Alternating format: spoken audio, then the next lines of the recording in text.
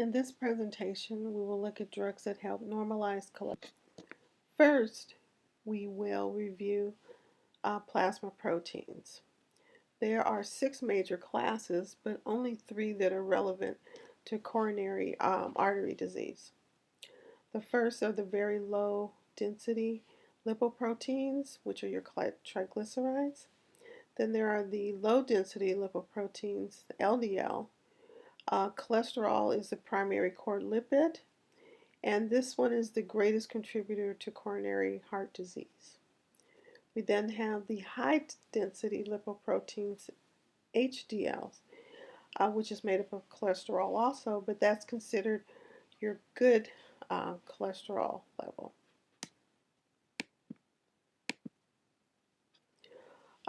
Also remind you that atherogenesis is more than just deposits of lipids into the vessels. It is now considered the primary cause of a chronic inflammatory process with infiltration of macrophages, T lymphocytes, and other inflammatory mediators. And I think those of you that work with cardiac patients know that inflammation now is a big indicator, and looking at the patient's inflammatory markers is very important in managing your patient. So as far as detection goes for cholesterol screening, every 5 years for adults older than 20 years of age, we're going to look at their total cholesterol, and then we're going to look individually at their HDL, the good cholesterol. We would like to see that higher than 40 milligrams per deciliter. And if it's not, then we want to educate our patients on ways to get that increased. We're going to look at their LDL cholesterol, and we would like to see that less than 100 milligrams per deciliter. And then we are going to look at their triglycerides, and for that we want that one 150 or milligrams per deciliter or less. For the treatment of high LDL cholesterol, which is the leading cause of coronary heart disease, we want to look at therapeutic lifestyle changes, which include smoking cessation, a lifestyle change diet, and exercise. For the diet, you want to reduce the intake of cholesterol to 200 milligrams per day, and the saturated fats in the diet to 7% or less per day. You want to minimize the trans fats in the diet, and if needed, increase the soluble fiber in the diet daily. For exercise, you always want to tell your patients 30 to 60 minutes of moderate exercise most days of the week are what we're aiming for.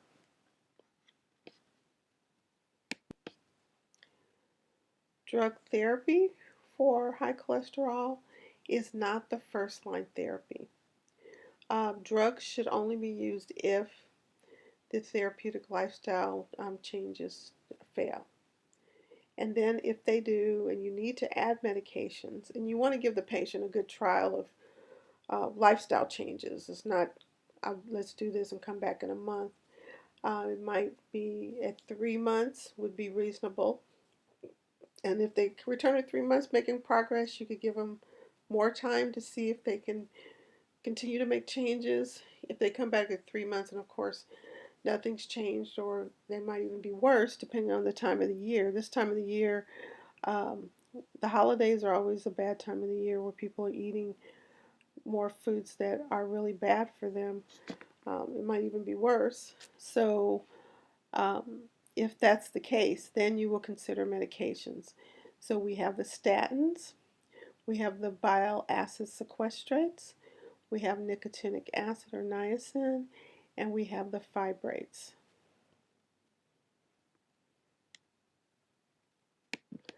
First, we'll look at the statins. The statins are the most effective for lowering LDL.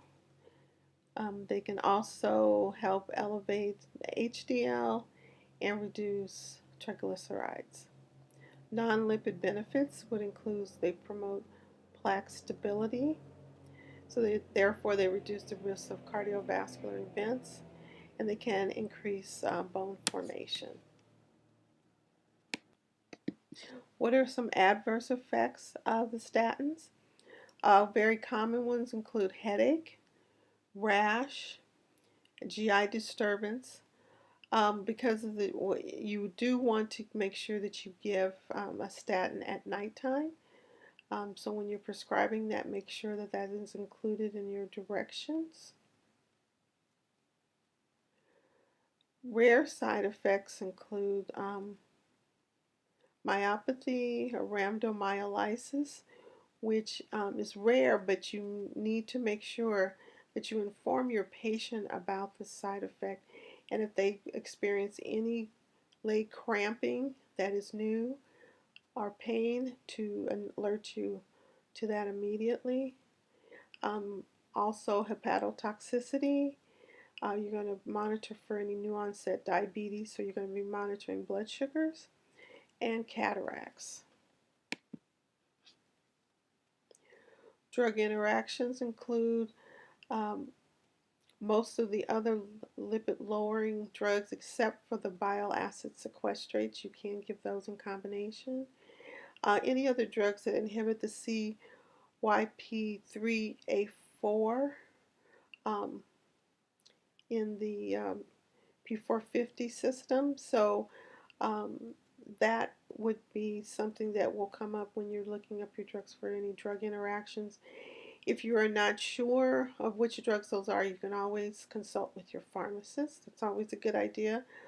I always consult with pharmacists if I have questions about certain things with meds and side effect profiles and interactions, because they can usually very quickly and efficiently look up exactly what I need, and that is what they do all day. The dosing, once daily in the evening or at nighttime, like I said earlier. And the reason being is that there's an endogenous cholesterol synthesis that increases during the night, so that they have their greatest impact on the cholesterol at that time. Next, we'll look at the nicotinic acid or niacin. It reduces LDL and triglyceride levels. It increases HDL levels more effectively than any other. So, again, it lowers triglycerides and raises HDL. Those are the primary benefits of niacin. Adverse effects: the skin flushing and itching. There can be an intense flushing initially. You can pre-treat with aspirin to help reduce this. And that can also be decreased with a sustained release version of niacin as opposed to an immediate release.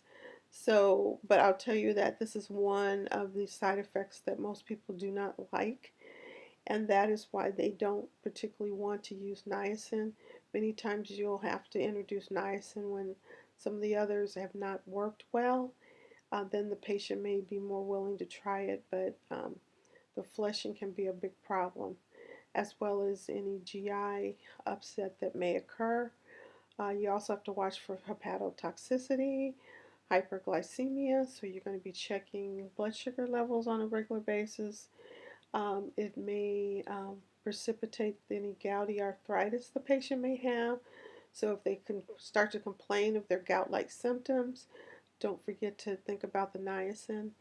And it can also, because it raises obviously the uric acid levels. That's what I'll call 2 is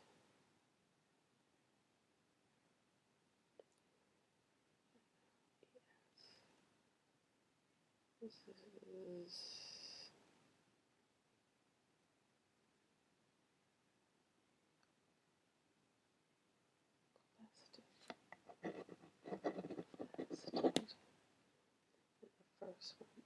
is no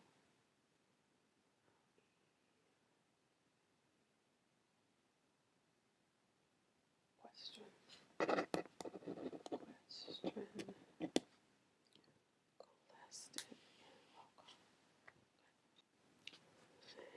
So what do? They reduce the LDL cholesterol, but it may increase the triglyceride levels in some patients. So you will be constantly, you know, monitoring your patient for their lipid profile on a regular basis.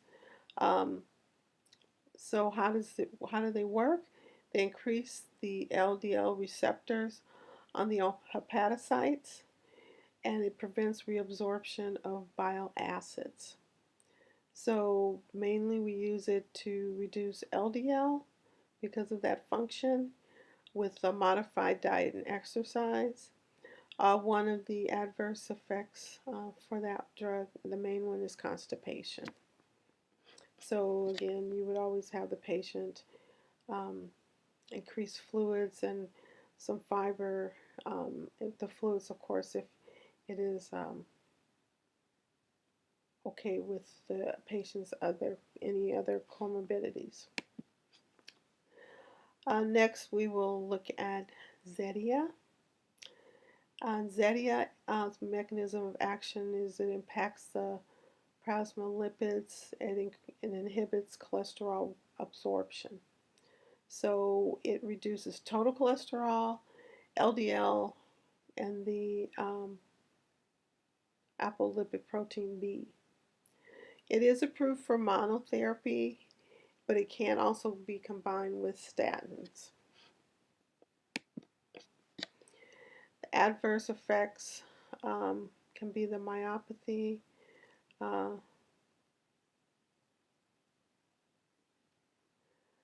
the rhabdomyolysis, the hepatitis, pancreatitis, and thrombocytopenia. So, of course, with these patients, educating again on any leg cramping and then monitoring their liver profile would be important. Any signs that the patient may have problems would be important. Getting a CBC on a scheduled basis would also be important.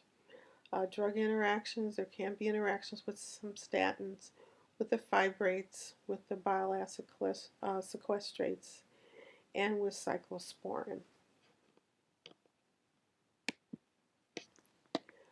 The next class are the fibric acid derivatives or fibrates, and they're most effective in lowering triglycerides.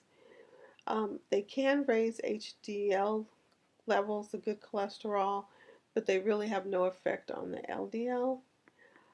They can increase bleeding in patients taking warfarin, so you need to monitor or consider another cholesterol lowering drug in this case.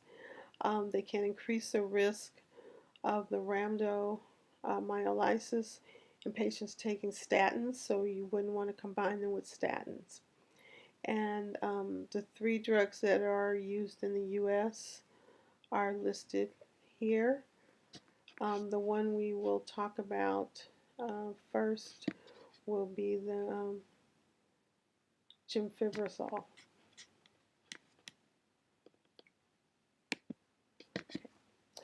Gemfibrozol decreases the triglycerides, can lower the levels, it can raise HDL. Um, the interactions are with the warfarin, which I've already talked about. So you want to get INR ratios frequently.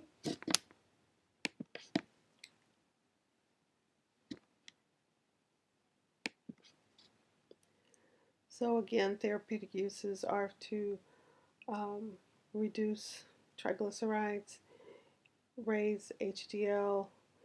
You would not use it primarily to reduce LDL. It's not as effective as the statins.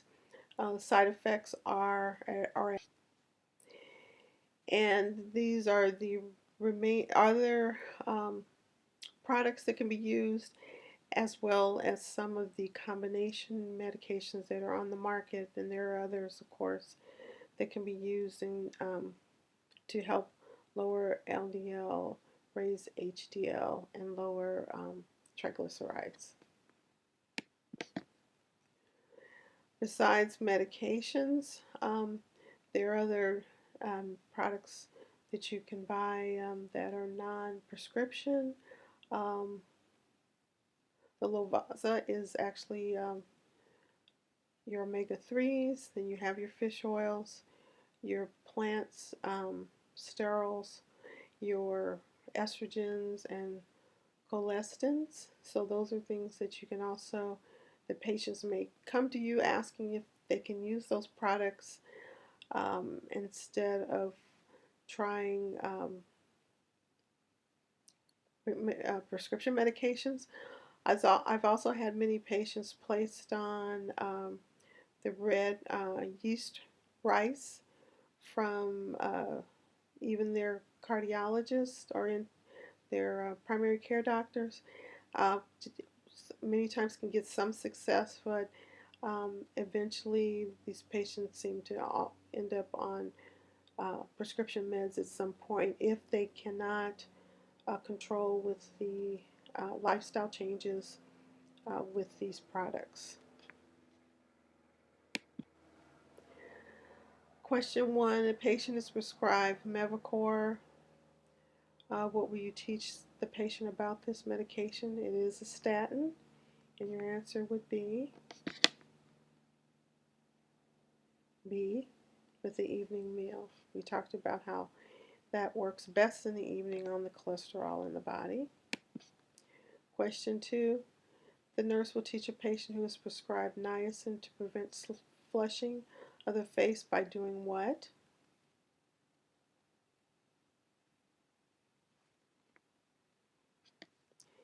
And the answer is B, the patient would take aspirin 30 minutes before the dose. And the last question, question 3. Cholestyramine has been prescribed for a patient. Which instructions should the nurse include in patient teaching?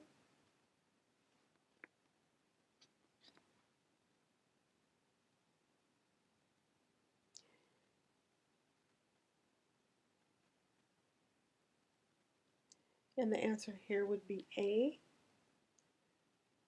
It can impair the absorption of fat-soluble vitamins. Because remember, the one that did not have that issue was the Welchol, which was the newest one of the three. This is the Equestrin by trade name. So you would have to make sure that the patient, if they were on a fat-soluble vitamin, would have to have that adjusted. And that is it for this presentation. Thank you.